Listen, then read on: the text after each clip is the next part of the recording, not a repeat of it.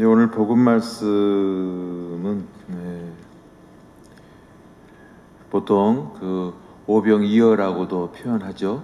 빵 5개와 물고기 2마리. 근데 저는 오늘 복음 말씀을 이렇게 묵상하면서요, 그 마르코복음 6장 35절에서 보면은 어느덧 늦은 시간이 되자 제자들이 예수님께 다가와 말하였다. 여기는 외딴 곳이고 시간도 이미 늦었습니다. 그러니 저들을 돌려보내시어 주변 촌락이나 마을로 가서 스스로 먹을 것을 사게 하십시오 라고 예수님에게 말씀을 합니다. 저는 이 부분을 보면서 내 자신의 어떤 사고의 어떤 방향이라 그럴까요? 내가 그동안 생각하고 어떤 대상을 이해하고 파악하는 데 있어서 내 자신이 항상 움직였던 내 어떤 생각의 패턴이랄까요? 어쩜 이렇게 하나일까라는 큰 성찰을 하게 되었어요.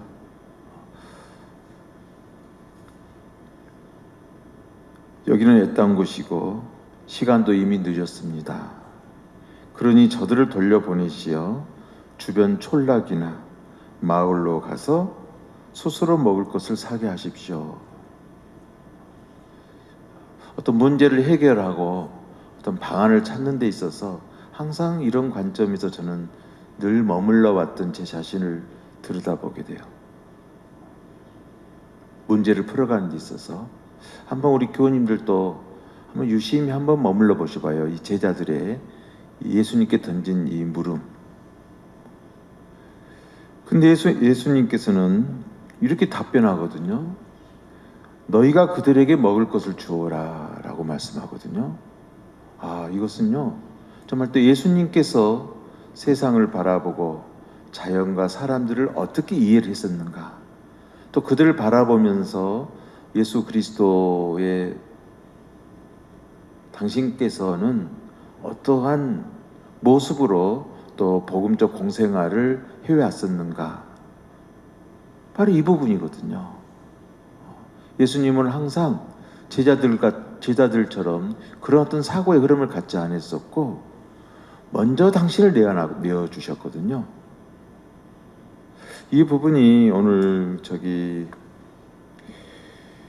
요한일서 1독서 4장 10절에서도 똑같은 그런 말씀의 맥락으로 나오게 되어지는데 이렇게 표현하죠.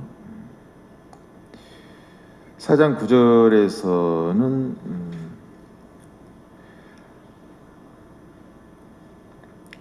10절로 표현하죠. 그냥 10절로 표현합니다.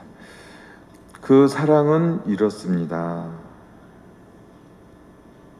우리가 하느님을 사랑한 것이 아니라 그분께서 우리를 사랑하시어 당신의 아드님을 우리 죄를 위한 속죄 제물로 보내주신 것입니다.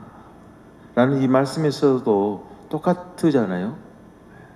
하느님께서 우리를 사랑하실 때 제자들이 생각하는 그런 관점으로서의 사랑, 그 당시에 어떤 바리사이나 사도가이파나 율법학자들이 하느님의 백성을 대했던 그런 태도의 방식이 아니고 하느님께서도 당신의 애아드님을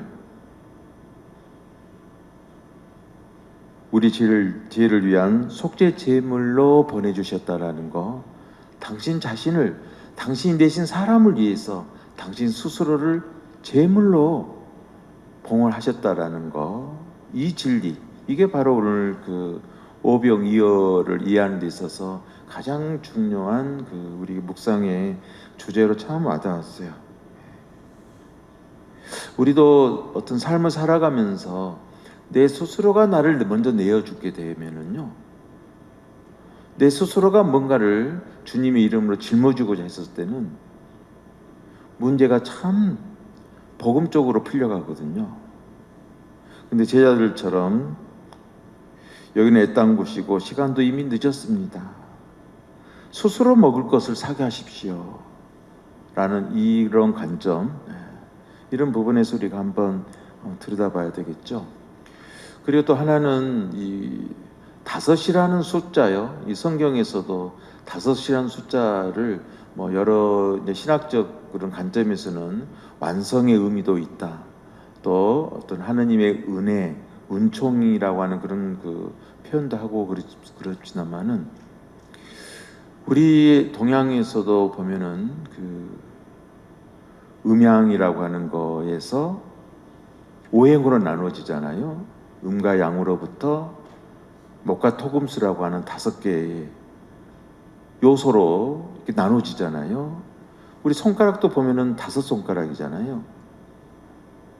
이 5손가락이라는 것의 또 5의 의미는 또 하합이라는 의미, 어떤 일치라는 의미도 갖고 있죠. 그래서 우리 그런 옛 이야기 있잖아요. 5손가락마다 다 자기 자랑을 해요. 엄지는 이래서 최고다. 또 이래서 다 얘기를 해요. 그러니까 이 새끼손가락이 뭐랍니까? 너는 뭐냐라고 해서 새끼손가락이 야 웃기지 말아라. 내가 없으면 다 병신이야. 이렇게 표현한다 그런 내용이 있잖아요. 그러니까 손가락 5마디가 하나로 모아졌을 때는 놀라운 힘을 발휘하거든요.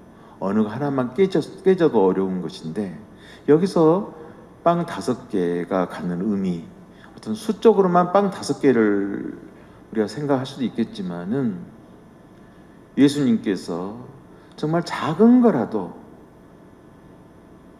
힘을 모으면 그 힘이 얼마나 큰 복음적 사랑애로 완성되어져 가는 건가 라는 그 이치도 우리에게 던져주는 바가 크죠. 또 이 둘이라고 하는 거 있죠. 둘. 우리 인생사를 살아보면은요, 항상 둘을 또 그리워하잖아요. 하나인 사람은 둘을 그리워해요. 둘을 그리워하고 또 둘이 되게 되면 어떻게 되죠? 그래서 둘이라고 하는 숫자는 어떻게 보면 화합되고 일치가 되어지는 부분도 있지만 이 둘이 틀어지게 되면 분열이 일어나게 되고 거기서부터 큰 불화가 생기게 되는 것이잖아요. 이 둘이 갖는 거. 그래서 우리가 있어서 빵 5개와 물고기 2마리가 우리에게 던져지는 바를 또 한번 그런 관점으로도 한번 좀 묵상하게 되어지더라고요. 우리 인생을 살아가는 데 있어서도 뭐든지 화합을 하고 복음적으로 일치가 되어졌을 때는 얼마나 큰 하늘의 진리가 드러나질 수 있는 것인 건가. 예수님께서 제자들을 파견할 때도 어떻게 했습니까? 둘씩 짝지어서 파견시키잖아요. 근데 그 2사람이 분열을 일으키면 어떻게 되겠어요? 그렇지만 2사람이라 하더라도 하나로 뜻을 모으고 일치를 하게 됐을 때는 거기서 바로 하나님의 큰 말씀의 진리가 완성되어지는 거, 선포되어지는 이치, 이런 것을 또 담고 있는 바가 크잖아요. 무엇을 제자들에게 던져주고자 했었던가? 그리고 예수님께서 말씀하신 바로 그 말씀, 너희가 그들에게 먹을 것을 주어라 라는 이 말씀이 함축하고 있는 바는 무엇인가? 이런 부분들을 우리가 많이 묵상하게 되어지죠. 오늘 또 요한일서 그 4장 7절에서 말씀해 보면 우리에게 그런 맥락에서 볼 때 굉장히 중요한 말씀을 던져주고 있는데 여기서 이렇게 말씀을 던져주죠. 서로 사랑합시다. 사랑은 하느님에게서 오는 것이기 때문입니다. 정말 우리는 이 말씀은 정말 우리에게 아름답게 이렇게 스며드는데 글쎄요, 제 고백입니다. 저도 사제로서 신앙생활 하면서 수없이 들여다보면서 묵상하는 말씀이지만서도 사랑은 하느님에게서 오는 것이다 라는 이 진리를 정말 온 믿음으로 내가 고백하고 믿어왔었는가? 정말 자신이 없어요. 사랑은 하느님에게서 온다라는 거, 이 진리. 그렇다면 우리가 더불어 함께하는 이웃에게 정말 용서할 수 있겠죠. 손을 내밀 수가 있겠죠. 그래서 이 사랑은요, 우리 지성이나 어떤 생각의 내용이 아니에요. 사랑은 아주 근본적이고 근원적인 자기 존재의 이해다. 자기 뿌리에 대한 자각이죠. 나 존재가 어디서 비롯되어졌는지에 대한.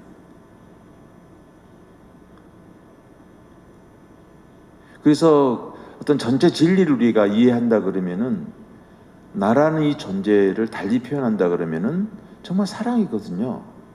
하느님에게서로부터 온 사랑이거든요. 온 사랑. 이것을 저는 정말 온전히 이 믿음을 고백했었는가. 우리가 이 믿음을 우리가 정말 절대적으로 믿는다 그러면 우리가 왜 두려워합니까? 왜 삶을 살아가는 데서 그렇게 애착하고 집착하면서 내 입을 통해서 죄를 짓겠습니까? 이 확신, 바로 오늘 오병이어에서도 뜻한 것이 바로 그거예요.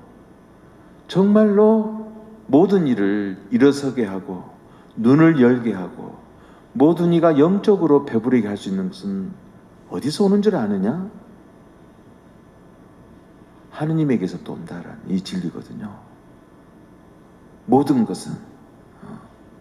이 진리를 우리가 눈이 열렸을 때는 5천 명이 아니라 정말 우리에게 던져주는 바가 무엇일까? 그리고 거기에 모인 군중 한 사람 한 사람들에게 예수님께서 던져주고자 하는 그 메시지는 무엇이었을까? 이런 부분들을 우리 한번 묵상하게 되어지잖아요. 그래서 우리는 쉽게 나다, 나 자신이다라고 우리가 이렇게 불러보지만은, 글쎄요, 머리카락 한 올까지라도 내가 여기에 대해서 관여한 게 있습니까? 내가 먹는 쌀 한 톨 내가 만든 적 있습니까? 정말 그런 것을 보게 되면, 내 존재의 모든 것들을 들여다보게 되면 나는 실제적으로는 어떤 고난도 내가 주장할 수 있는 내 것이라고 할 수 있는 바가 정말 하나도 없다라는 것. 이런 것이 좀 더 우리가 좀 더 알아차려질수록 사랑은 하느님에게서 오는 것이다. 이 생명 또한 하느님에게서 온 것이다. 라는 이 진리. 그 많은 군중에게 빵 5개와 물고기 2마리로 무엇에 눈을 열게 했었던가. 우리 이게 저기에 주목을 해야 되는 것이죠. 제자들은 어떠한 생각에 덫에 늘 사로잡혀 있었던 것인 건가? 어떤 셈법에만 늘 내 마음을 두고 살았었던 건가? 이런 것도 한번 눈여겨보게 되어지는 것이죠. 그래서 사랑 그 자체가 하느님께 온전히 속해 있듯이, 나라는 이 존재 또한 하느님 사랑 가운데에 머문다, 자리 잡고 있다라고 하는 이 진리에 대해서 우리는 확고한 믿음을 가져야 된다. 그래서 내 안에 숨 쉬면서 살아가시는 그 거룩한 영과 우리가 하나로 응답드리면서 아멘의 진리를 따른다고 한다 그러면은, 바로 나를 통해서 하나님의 의로움이 얼마나 풍요롭고 감사롭게 드러나질 것인 건가. 이게 바로 오늘 오병이어를 통해서 수많은 군중을 배부르게 하신 그 참 뜻이 있지 않겠는가. 이런 부분들을 묵상하게 됩니다. 잠시 묵상합시다.